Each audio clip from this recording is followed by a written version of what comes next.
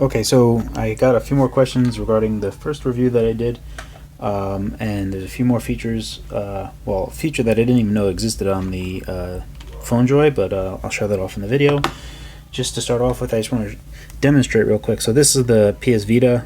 You can see the analog sticks here. The D-pad is one of my favorite D-pads on here. I'm just cycling through these real quick just so I have a kind of a reference. This is a Pandora. This is a Linux console that came out. Well, originally in 2008 or 9 they came out, but it took a while to get out to orderers. Anyway, the D-pad on this is actually excellent, but the nubs on these are just awful. They don't feel very good at all. There's that. Here's the PSP, and that analog stick was okay. And of course, you have the 3DS, which has a pretty decent thumb pad. Alright, so that was just a quick demo to show other analog sticks that I've used. And on the PhoneJoy, I have to say that the resistance and this rubber dome are probably my favorite analog stick that is this flat. The PS Vita is raised, almost joystick-like analog stick, is not as nice as this.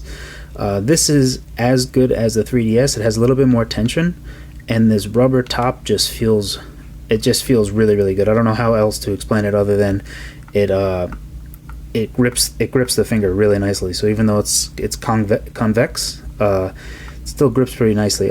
These buttons also are made of the same rubber material. I think all of this is, even on the D-pad it is. Also, the lettering is on top of the rubber, so I'm not too sure how well that's going to stand over time. Also, I noticed that the Y button it sticks if you just keep on hammering it. There, it's stuck. You can see that. So I don't know if I have to like put a little bit of a, I don't know, shave it around here, open it up, or put some type of non-conductive grease or whatever I'm gonna have to do. But I'm gonna have to do something because that sticks enough to be an issue. Real quick before I show off the sensitivity of the analog stick and pressing multiple buttons at the same time, and how they work with overlapping. The Bluetooth doesn't cause any issue at all. I've had the Moga previously. I should have actually showed that. Oh well, I'll get it later. The Moga controller had an issue where pressing multiple buttons, there was an overlap and it didn't work very well. But there are other modes that are available on the PhoneJoy Play, and I wanted to show that really quickly. So to reset it, if you have a Bluetooth connection already set up, you'll have this blue solid light. And to recycle or reset it to pair to another device, you have to hold down these two buttons. It's in the FAQ, just for your information. But if you wanted to switch modes, you can, the red, it's all color coded. It'll match the LED here. So red is going to be iCade support. So any iOS games that have iCade support, you would hold back and B until this changes for 3 seconds, and then it'll change to red. Additionally, if you hold down these two buttons, you will go into a pointer mode. So let me show you that real quick. While I get set up, let me just set up the Bluetooth.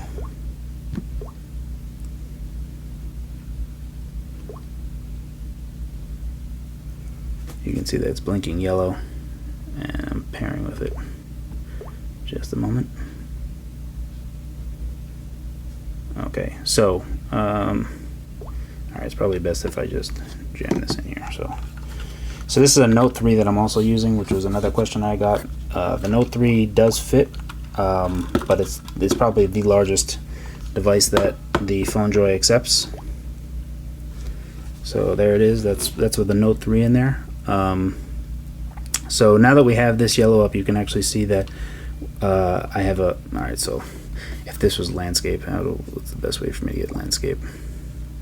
Okay, so obviously when you're in landscape, the pointer works correctly. But this is if you wanted to, I would suppose use it as if you had a living room Android setup, you could use this to maneuver around with a mouse. Obviously up and down is now in portrait style, that's why if I'm pushing up and down it works like this. A, you can hold down A, and that would bring up the context menu. So anyway, that's just that real quick. I thought it was pretty neat that that exists. I'll have to hold these two options down. So you would hold down back and X to switch it to game mode. So it's switching right now. Let's go back to Bluetooth. Oh, no, yeah, it's pairing. Let's go to settings,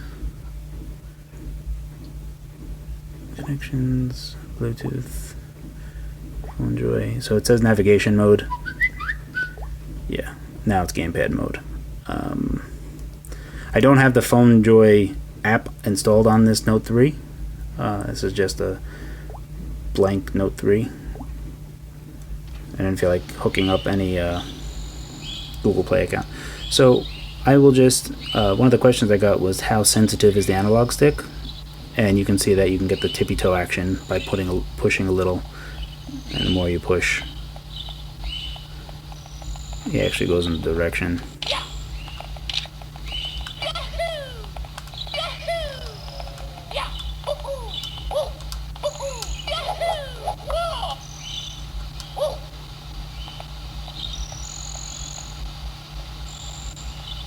And it works very well. The analog sticks are really amazing.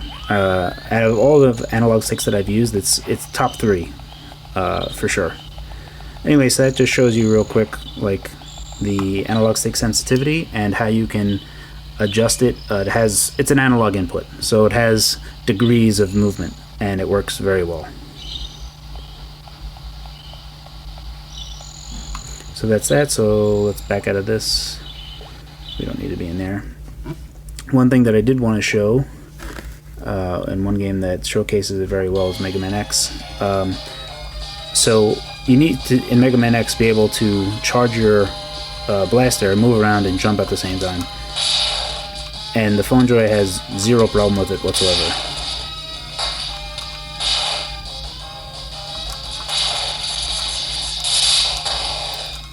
I'm playing through my phone's viewfinder, so I do apologize.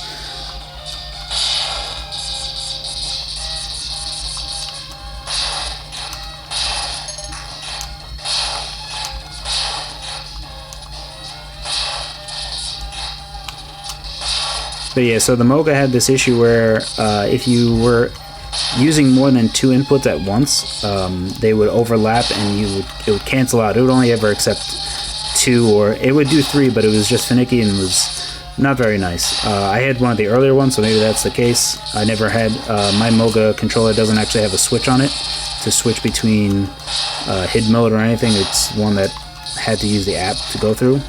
But so far the PhoneJoy, especially at the Kickstarter price that I paid for it, I'm super happy with it. And just to show you how quickly you can go through the button inputs, I just loaded this up real quick and just hammering the triggers just so you can see. It's it's really responsive. The Note 3 actually looks perfect in this. It looks like kind of like a badass Atari Lynx kind of thing, because it's same form factor. It's got the same width and everything.